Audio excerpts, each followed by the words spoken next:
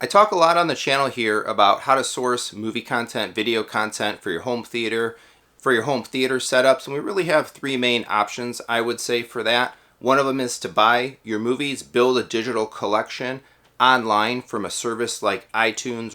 The other is, of course, to use physical media, use those Blu-ray discs, and I'll say there's a 2A and a 2B. You can just buy the disc and use the disc, or you could buy the disc and you could rip it to a local server, play it with Plex or Infuse, something like that.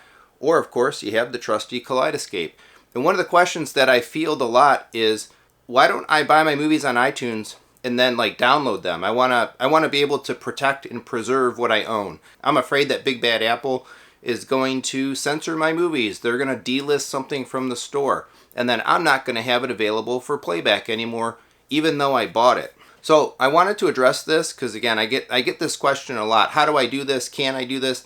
And the simple answer is, nowadays, no, you can't. A little bit, yes, you can, but I would absolutely not advise it. So let's talk about why. Back in the olden days, before we had 4K and HDR and Dolby Atmos and all that stuff, our content was available in high definition, 1080p, and we had Dolby Digital and DTS audio and stuff like that. And there was a period of time years ago where, using iTunes, you could go download your movies to your local computer or whatever, and you'd be able to access that file in Explorer or in Mac Finder, and you'd be able to do some stuff with that movie file. There were plenty of, say, gray market software applications that would strip the DRM, and you'd be able to take that formerly protected movie file and use it as you saw fit. Put it on your server, serve it locally, and whatever. Or if you were in the entire Apple ecosystem, you didn't have to even strip the DRM. You could just download the protected file. You could use Apple Home Sharing, play it on your Mac devices, and you'd be good to go. You'd have that local copy that you had at least a little bit of control over. Apple wouldn't be able to delete it, delist it, or censor or change it. Nowadays, when you're watching movies in our types of systems, hopefully, you're talking 4K, HDR, Dolby Vision, Dolby Atmos, and all of that stuff. And unfortunately, Apple has never seen fit to allow us to actually download content in a way that we could access or control the file to some extent at those levels of quality. If you have a Mac and you look at, say, the TV app and the settings for what you're able to download at, yeah, you can stream at 4K and you can stream at those higher qualities, but the downloads top out at 1080p. If you have a Windows computer and you load iTunes, it's going to be the same deal. So you actually cannot get out of the Apple ecosystem that 4K HDR Dolby Vision Dolby Atmos file under your level of control or containment.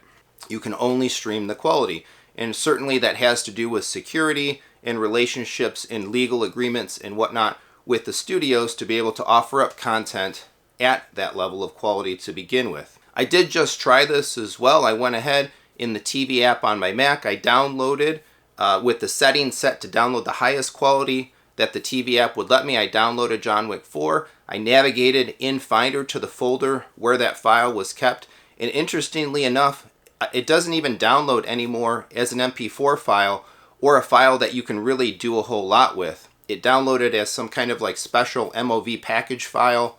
So they've even taken extra steps to take the ability to do something with the files even more kind of out of our control. So all of the facility that we have nowadays in the Apple ecosystem to download movies from iTunes is predicated and built entirely on the idea of making the content portable. The only reason that you would be downloading in the Apple ecosystem is to get that content on a device, take it somewhere where there's no service or connection available to stream it or stream it at all or reliably, and still be able to watch it and take it with you. You're going on a business trip, download some movies to your Mac, download some movies to your iPad or your iPhone, and you have some content with you for your trip, the plane ride, whatever it might be. But in terms of actually having an Apple ecosystem-based download structure where you have a little bit more control and containment and whatnot of your content, I would say those days are basically over. Because again, who really wants to build up a library nowadays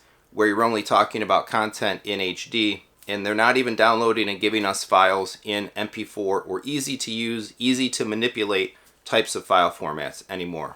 So I hope this video helps clear something up. It's a short one, a simple question with a real simple answer. Don't rely on downloading purchased content that you buy from a digital store like iTunes or Vudu or Amazon or really kind of any of those. It just doesn't really work the same way that it used to back in the HD Dolby Digital days. If you want to maximize the quality of the content that you're serving up in your AV systems, in your home theater, well, you're probably going to be downloading on a platform like this, or hey, you're going to stick to those discs. And if you really want to build your kind of own hand-done setup and curated, digitally served movie collection, hey, then you're ripping those discs, you're putting that stuff on a Synology or some other type of NAS, and you're playing that stuff off of Infuse, Plex, or some equivalent app. So let me know what you think about this. Do you agree? Do you disagree? Do you know something that I don't? Perhaps there's another piece of software, there's another way to kind of extract or take downloaded movie content in that 4K HDR, Dolby Vision, Dolby Atmos quality and be able to use it a little bit more locally around your house or outside even. Share it in the comments and let me know. Again, to me, my understanding, I think this is a methodology or a way of going about managing your content. That ship has sailed, the time has passed, and it's not really a viable option anymore, but it's one that people ask about quite a bit. Thanks so much for watching. If you'd like to support the channel, check down in the description all kinds of options, tips, affiliate links, and so on. And as usual, please do that regular YouTube stuff, like, subscribe, hit the bell, share the video, leave a comment, let's talk. Thanks so much for watching, and come on back for more home theater discussion and fun.